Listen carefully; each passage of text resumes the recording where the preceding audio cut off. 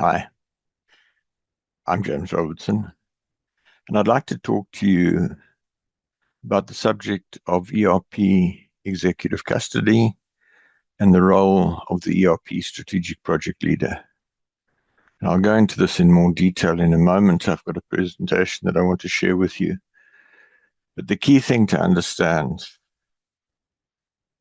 is that to achieve a really high value strategic outcome, something that helps to differentiate the business, makes the business more competitive, more profitable, it is vital that the chief executive takes responsibility for the overarching integrated view of the business, and that the chief executive has an advisor who has considerable experience in the field, who can speak as an equal at the executive level, and who can provide the leadership for the project in partnership with the chief executive and the executive committee. I'm going to suggest that I'm the right person to do that. So I'm going to share my screen and move on to the presentation. So I'm going to talk about executive custody and the role of the Strategic ERP Project Leader. And to set the scene, I want to talk about something that's maybe a bit unpalatable, and that's the failure rate of ERP implementations. So a couple of weeks ago, I searched on Google for the percentage of ERP projects that do not deliver what was promised, and this is what I got, 55 to 75%. Now, the number of 75% has been floating around for at least 20 years. I've been talking about it for at least that long. And there are some who say that it's a lot more. Some have said it's as high as 95%. And part of the issue is that people are dumbed down. They just don't see the ERP as a strategic resource anymore. They tend to be content with a reasonable operational implementation, which is what most people get. And it's also pretty politically unacceptable to go around telling people that your ERP project is not very successful. So I think that the 55 to 75 is a low number. I think it's quite a lot higher. There are a whole bunch of things that cause that, and I'm not going to go into that in detail. That's a whole presentation in its own right. In contrast, I'd like to share a report of a client that I did a project for some time ago. I was the strategic project leader. I did precision configuration. I did the cubic business model, and it was correctly implemented. And you'll see there what the client had to say. Profitability improved, did it with one less bookkeeper. That's the dream. That's what I believe I can give you. Why executive custody? Well, ERP is a cross-cutting system and affects all areas of the business. And it's fairly self-evident when you step back and think about it. This is the case. And the reality is the CEO doesn't have the time to devote fully to a project of this magnitude. And that's where the strategic project leader comes in, as somebody who's a bit of a gray beard, who has a lot of experience with ERP, is able to communicate at the executive level, and who steers and guides the project on a day-to-day basis. And I'm suggesting that I'm the right man for that job. Why do you want it? As I said, that the CEO just doesn't have the time. CEO needs somebody who's really on the ball, who's very knowledgeable. It's not an admin role; it's an executive facilitation role. So part of that role is to develop the strategic requirements, and I have a very well-proven method to do that. Meet regularly with the CEO and Exco, providing high-level oversight. And it's not a line position, although I've done on a couple of occasions an interim executive role. And if that was the way you wanted to tackle this project, I would certainly be open to that conversation. Myself, I'm a professional engineer. I've been involved in computers in business for very many years. Had some successes, had some learnings, had some bad experiences. And one of the things about engineering is you learn from your mistakes, or hopefully you learn from your mistakes. And I've certainly done that. So I think I've got a lot to offer you. So let's go into the CEO sponsorship, executive custody, a little bit more detail. This diagram makes it very clear. The CEO is the owner of the integrated holistic view of the business. Therefore, only the CEO can be the sponsor for the ERP project. And folks, if you try and cut corners on that one, with respect, you're riding for a hiding.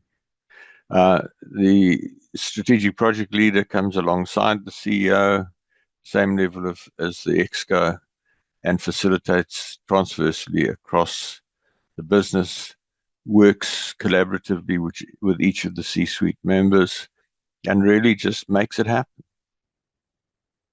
I just want to clarify around the project manager, because some people think that this is a project manager role, and I have to say to you, it's not a project manager role. Project manager typically reports into the CIO or CFO, and most frequently in ERP projects, not the CEO, and is not able, by dint of their rank in the organization, to do the role that we're talking about here. They're embroiled with the day-to-day administration and running of the project. They're dealing with the 80% of the issues that deliver 20% of the strategic value, because that's what you have to do. You've got to get it right. The transactions have got to get processed. So the SPL and the PM are two distinct roles. The CEO and the ExCo drive competitive advantage. And Professor Michael Porter of Harvard Business School says that the greatest barriers to strategy are often self-imposed, and many are internal. Strong leadership by the chief executive officer is almost a necessity. A strategy has to be created and implemented. My only objection to that is, I would say, it is always a necessity rather than almost a necessity. High value outcome, precision configuration, comprehensive strategic analysis and decision support capability. That's the real thing. And that's part of the value that I bring, is that understanding that the real value is to enable the organization to make better decisions that make it more competitive, make it more profitable, make it more lean, and help it to really go to the next level. And that's what I'm about. So I've used the word strategy quite a bit. What do I mean by that? Many years ago, I wrote a paper on the importance of aligning ERP with business strategy. Found that I couldn't define strategy concisely. Came across the work of Professor Malcolm MacDonald, who says that strategy is doing the right things viewed from the customer's perspective, and tactics is doing things right viewed from the customer's perspective. He says that if you do the right things well, your organization will thrive. And that's where my logo comes from. So I'm about helping clients to do the right things well with ERP. He says if you do the right things not so well, you'll survive. If you do the wrong things, your organization will die. It's just a matter of how quickly, and the better you get at doing the wrong things, the faster your organization will die. So my role in this is absolutely key. I'm steeped in this. I've been talking about this for very many years. I also investigated and got quite deeply involved with the work of Professor Michael Porter from Harvard and Michel Robert from Decision Processes International. And eventually I crafted my own definition and said that strategy is the essence of why the organization exists and how it thrives. It's developed typically by the founders intuitively. It's to be discovered, not invented, and it virtually never changes. And I bring a deep revelation of that, a deep understanding of that. I've been facilitating at the strategic level for very many years. We look at the time dependency of strategy, just using this example from the book, From Good to Great. What you see there is the exponential growth of the share price of Gillette on the New York Stock Exchange, and the red line is the trajectory, the exponential trajectory of strategic change. And the fact of the matter is, you have to do a whole lot of stuff at the beginning to produce a whole lot of benefit at the end. So the implementation of a strategy and strategic plan is quite abstract, and you need good facilitation. And I like to believe I can do that for you. So the SPL guides the entire project, is focused on the 20% that will deliver 80% of the strategic value. And there are vital principles that must be applied. And I've been doing this for years, so I'd be delighted to do it for your organization. And then failure and success. In my journey, I've done a lot of investigations into failed and suboptimal ERP implementations. And that's resulted in my book many years ago, The Critical Factors for Information Technology Investment Success. Out of that, 7 factors causing failure, of which the second most significant is lack of executive custody. 7 critical factors for success, of which the most important is executive custody. So, folks, what I'm advocating to you is something that is absolutely fundamental to, on the one hand, not failing, and on the other hand, to succeeding. So a little bit about my approach, looking to achieve executive custody. 4 things that I found are necessary: engagement with the project, leadership from the CEO and Exco, something that I call prove it works, and then make it work. And the stance there of that guy in the image is something that I've seen with a CEO on occasion, to just say, folks, stop telling me it can't work. I'm satisfied it can work. Make it work. And that's supported by the strategic project leader to make sure that you get to that place and you get past that point. One of the things that I would do for you if I were to be appointed, I would look at run a workshop or series of workshops with the Exco, critical concerns with regard to the project, critical strategic requirements, critical success factors. Might also do workshops with manufacturing operations, finance, or other. That would be formulated and put together in the detailed planning. But this needs to be done right at the beginning so that you brief the implementers accordingly. It feeds into the procurement process, etc. I mentioned Prof. McDonald. Malcolm and I hesitate to say we're good friends, but we have lunch now and again. He's now 87, an amazing gentleman, and he gave me this testimonial a while back. So you're welcome to read it. I want to talk about something that I call precision configuration. And this is the precise, detailed, accurate configuration of your ERP. Most ERPs are what I call sloppy configuration. And just to put that in context, if we look at the role of computers and people, computers collate and process the information, people interpret, take decisions, and take action. If you supply the information to the people in a way that enables quick and efficient decision making, you create value. So the goal is the right information to the right person at the right time in order to make the right decision so that the organization will thrive. And I've developed a huge amount of intellectual property around how you do that. Just a case study, an investigation I did, large global mining company, you'd recognize the name if I mentioned it. Interviewing the chief executive, operationally SAP 7 or 8 out of 10. At the executive strategic level, the systems 1 out of 10, or 3 out of 10 if I take account of the excellent people I've got. And why did he say that? Well, when I drilled down, this is the chart of accounts, an absolute dog's breakfast. Plant spares and foodstuffs next to each other. I mean, it's just crazy. It's impossible to produce decent reports out of that. It's what I call spaghetti. And then the SAP material group, duplicate codes, steam locos and pipe fittings right next to conveyor idlers. Folks, it's crazy.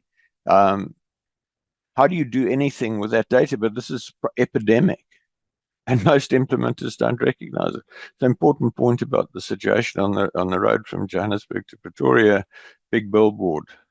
This company runs SAP with the byline, the best run businesses run SAP.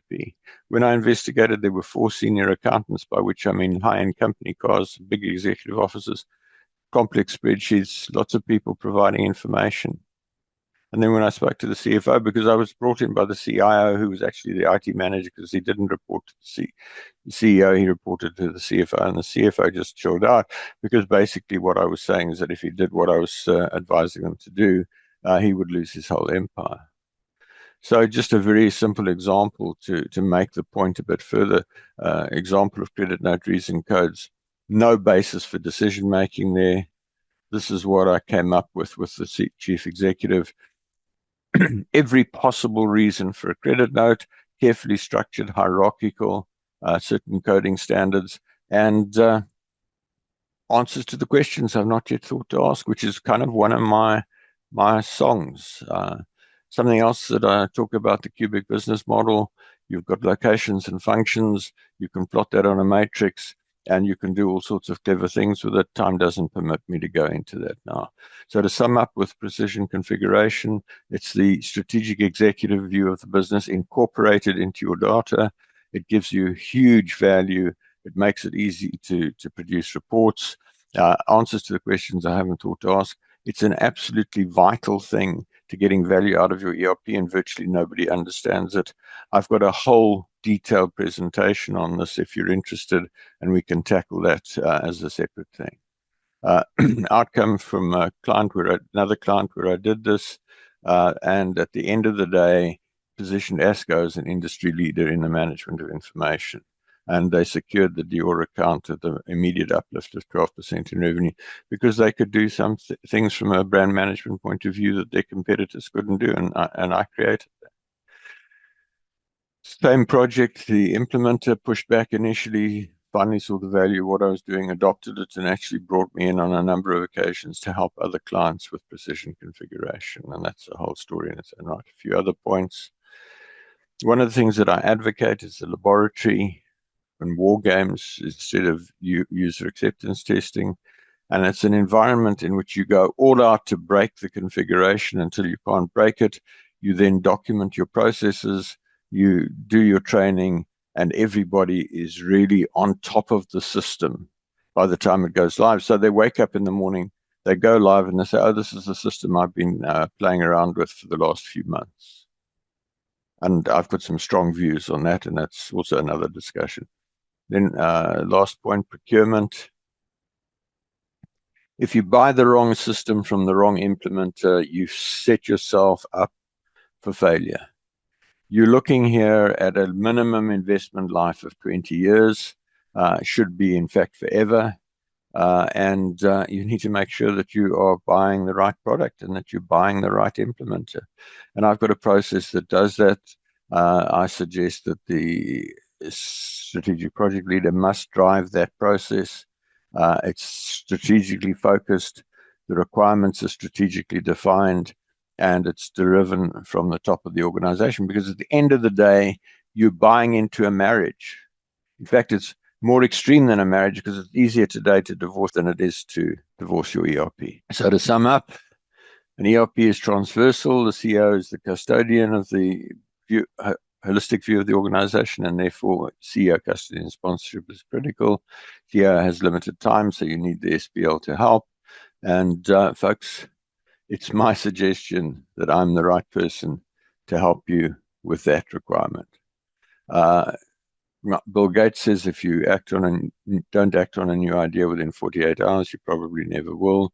So I'd ask you, what's the most important insight and what's the most practical action you can take? Write down your thoughts. Any questions, and I understand that there's a video, so you can't ask me questions directly, but there's my email address, my phone number. Contact me by phone, by WhatsApp, email, LinkedIn, whatever's most convenient with you. Folks, that's it. I really believe I can add a lot of value to your business and your ERP project. I would love to meet with you either online or in person if you're in the UK. So please just contact me with any of the methods I've just shown to you. And I look forward to hearing from you. Thanks so much. Bye.